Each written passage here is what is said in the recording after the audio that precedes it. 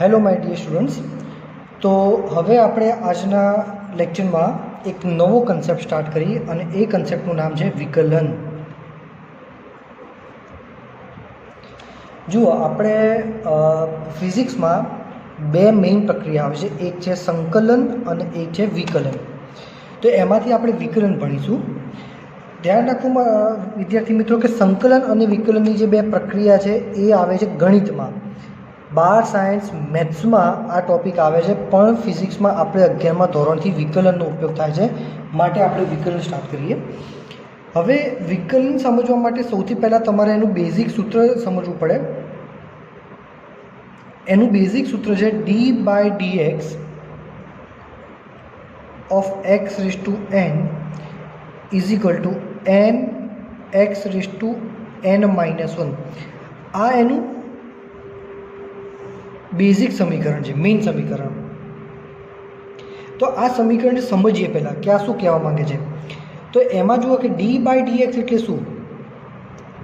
તો સ્ટુડન્ટ્સ, d/dxને આપણે એમ કહી શકીએ કે આ વિકલનની નિશાની છે.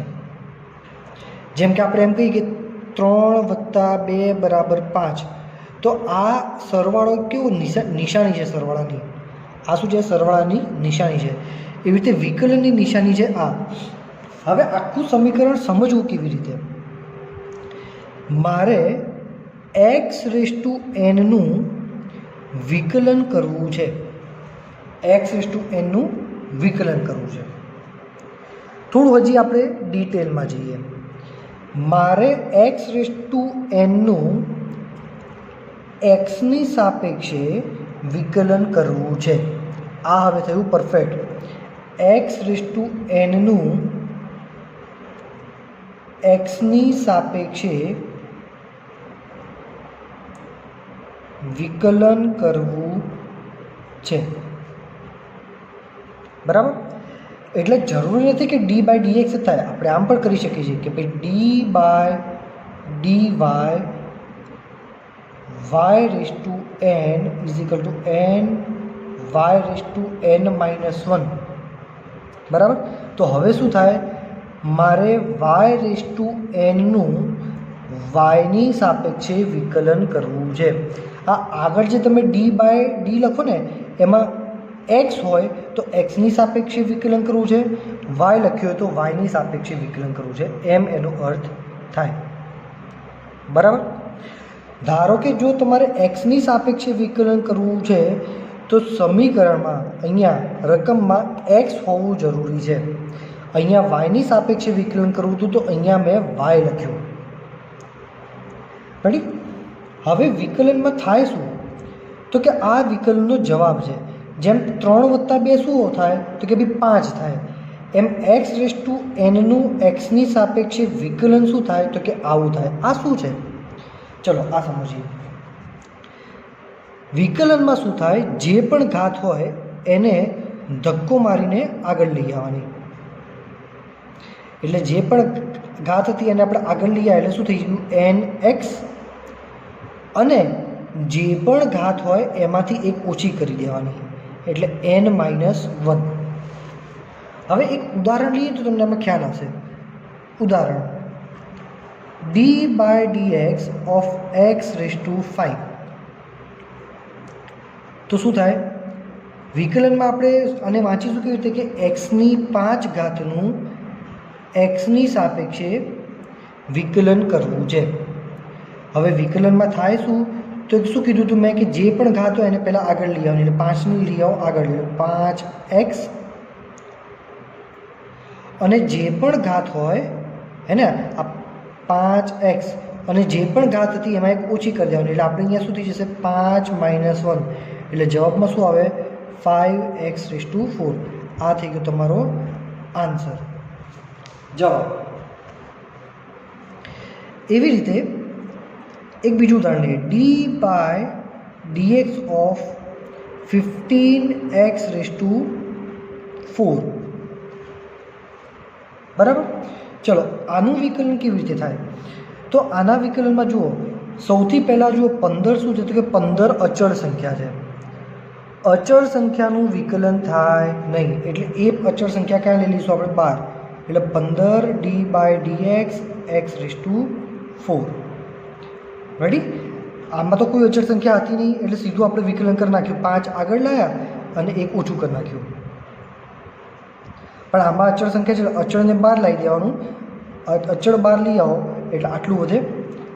હવે 15 એઝ ઇટ ઇઝ એમને એમ, અને d/dx કરો x⁴. તો વિકલનમાં શું થાય? આખા સ્ટેપમાં વિકલનમાં શું થાય? ઘાત આગળ આવે અને જે પણ ઘાત છે એમાં એક ઓછી થઈ જાય. 4 - 1 એટલે 15 × 4 x3, એટલે 15 ચોક શું થાય? 60 x3. આ થઈ ગયો તમારો જવાબ.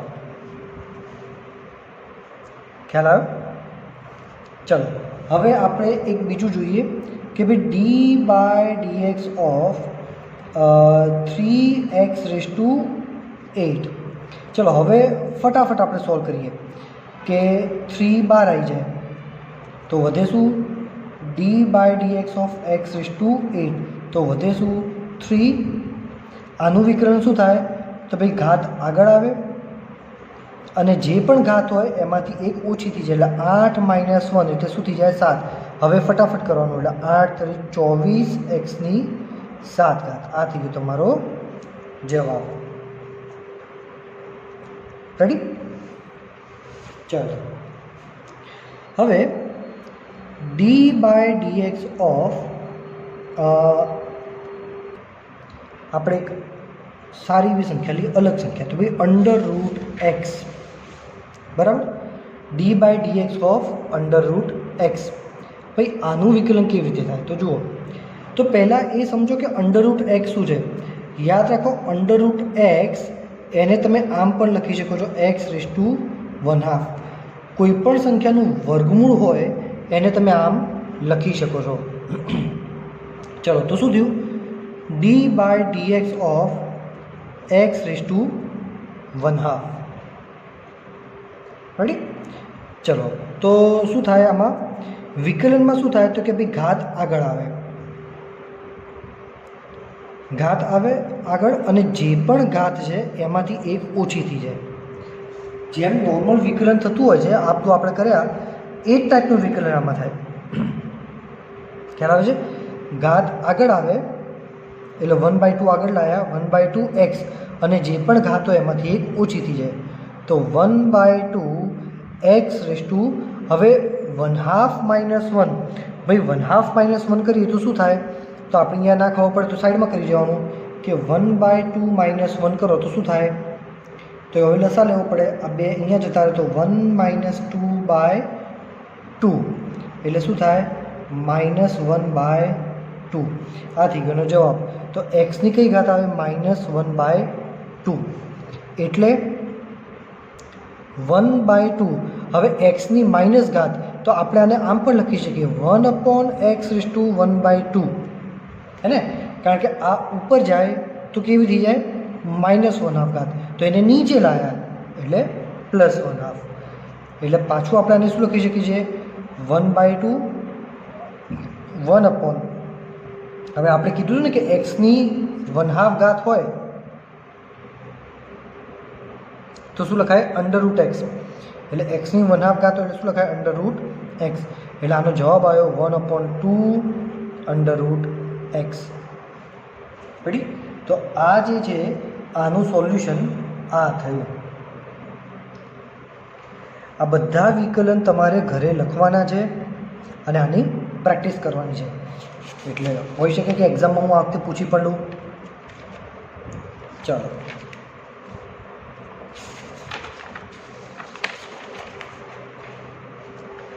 આપણે એક બીજું ઉદાહરણ લઈએ. હવે d/dx ઓફ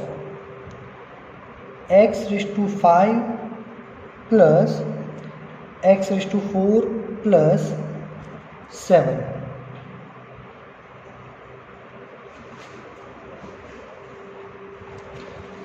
ચાલો તો આનું સોલ્યુશન શું થાય? d/dx of x raise to 5 plus d by d x of x raise to 4 plus d by d x of 7. Ready? જ્યારે બહુ બધી સંખ્યાઓ સરવાળા બાદબાકીમાં હોય તો શું કરવાનું? ડીએક્સને અંદર ગુણી કાઢવાનું. ડીએક્સ આની સાથે પણ ગુણાય, ડીએક્સ આની સાથે પણ ગુણાય અને ડીએક્સ અહીંયા પણ ગુણાય. હવે ચલો આમાં શું થાય તો કે d by D x of x raise to 5 એટલે 5 આગળ આવી જાય. બાકી વિકલન તો નોર્મલી જેમ કરીએ જેમ ઘાત આગળ આવે એટલે 5x અને જે પણ ઘાત હોય એમાંથી એક ઓછી થઈ જાય. રેડી? 5 આગળ આવી ગયા એટલે 5x અને ઉપર જે પણ ઘાત હોય એમાં એક ઓછી કરી નાખવાની. પ્લસ 4x ક્યુબ 4 આગળ આવી ગયું અને એક ઘાત ઓછી કરી નાખી. હવે અહીંયા જુઓ, મેં તમને શું કીધું હતું કે તમારે જો વિકલન એક્સની સાપેક્ષે કરવું હોય તો રકમમાં એક્સ હોવો જરૂરી છે. અહીંયા શું છે? ખાલી 7. 7 એ શું છે તો કે ભાઈ 7 એ અચળ સંખ્યા છે. તો યાદ રાખો, અચળ સંખ્યાનું કોઈ દિવસ વિકલન થાય નહીં. એટલે એનો જવાબ શું આવે? 0. તો આનો ફાઇનલ આન્સર થયો 5x raise to 4 plus 4x cube. આ થઈ ગયો આનો આન્સર. બરાબર? ચાલો, તો આવી રીતે આપણે એક બીજું લઈએ છીએ કે ભાઈ D by D x of x square plus 4xની -1/2 ઘાત માઇનસ 3xની -2 ઘાત. બરાબર? ચાલો ધ્યાન રાખજો. તો આનું સોલ્યુશન કેવી રીતે થાય? તો ડી બાય ડી એક્સ બધી બાજુ ગુણી કાઢવાના. D by D x of x square plus d by D x of 4x raise to 1/2 minus, અહીંયા માઇનસ છે એટલે minus d by D x of 3x raise to -2. Ready? ચલો, તો આનું સોલ્યુશન જુઓ શું થાય. વિકલનમાં શું થાય? ઘાત આગળ આવે 2 અને જે પણ ઘાત હોય એમાં એક ઓછી થઈ જાય. ઘાત કેટલી હતી? 2. 2માંથી એક ઓછું થાય તો શું વધે? 1. એટલે 2x રેસ ટુ 1 પ્લસ, હવે આ અચળ સંખ્યા છે એટલે અચળ સંખ્યા તમારે બહાર લખવી પડે. D by D x x raise to -1/2 minus આમાં બી 3 તમે બહાર લઈ લો, x રેસ ટુ -2. એટલે શું થયું? 2x plus 4. ચલો આનું વિકલન. વિકલનમાં શું થાય ભાઈ? તો કે વિકલનમાં કીધું તો એમ કે ઘાત ક્યાં આવે? આગળ. એટલે આપણે આગળ ઘાત લખી દીધી અને x જે પણ ઘાત હોય એમાંથી એક ઓછી થાય. ઘાત કેટલી હતી? -1/2 -1 માઇનસ 3 એઝ ઇટ ઇઝ. વિકલનમાં શું થાય તો કે ભાઈ ઘાત આગળ આવી જાય, હે ને? તો ઘાત આગળ આવી જાય અહીંયા, તો -2 ઘાત આગળ આવી ગઈ અને જે પણ ઘાત હોય એમાં એક ઓછી થઈ જાય. એટલે શું થાય જવાબમાં? 2x પ્લસ, ચલો પ્લસ માઇનસ શું થઈ જાય? -4/2 x રેસ ટુ -1/2 શું થાય? -1/2 -1. તો આનો લસાલો 2 ઉપર જતું રહે. -1 -2/2 એટલે જવાબમાં શું થયું? -3/2. એટલે x raise to -3/2 minus minus શું થઈ જાય? પ્લસ. એટલે પ્લસ 3 દુ 6. એક્સની કેટલી ઘાત આવે? -2 -1 એટલે -3. બરાબર? આ છેદ ઉડે છે. રેડી? એટલે 2x - 2 x raise to -3/2 plus 6x raise to -3. આ થઈ ગયો તમારો જવાબ. રેડી? ખ્યાલ આવે છે? ચાલો, તો અહીં સુધી આપણે રાખીએ છીએ. એક હોમવર્ક તમને આપું છું બરાબર, એ તમારે જાતે ટ્રાય કરવાનું છે કે ચલો d/dx of x⁵ d/dx of x⁵ plus x⁴ plus 7, આનો તમારે આન્સર લખીને આનો જવાબ મને વોટ્સઅપ કરવાનો છે. ખાલી આનું આખું સોલ્યુશન, આનો જવાબ શું આવે છે એ દરેક જણ મને વોટ્સઅપ કરશે, એક ફોટો પાડીને પર્સનલી મોકલી દેશે. રેડી?